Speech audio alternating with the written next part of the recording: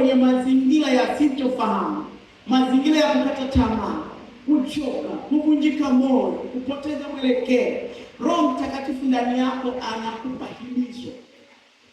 Anakupa himizo, anakupa shauku, anakupa imani, morali, hamu ya kumpenda Mungu.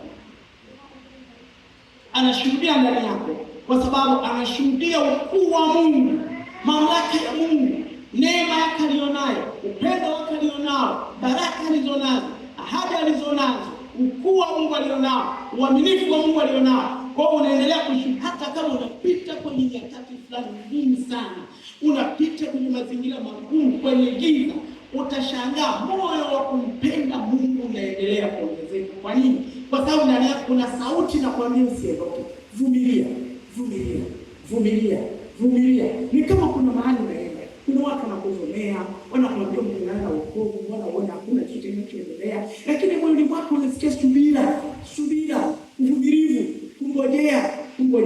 Mwisho wa siku Roho Mtakatifu anashuhudia ndani yako. Ile Warumi 8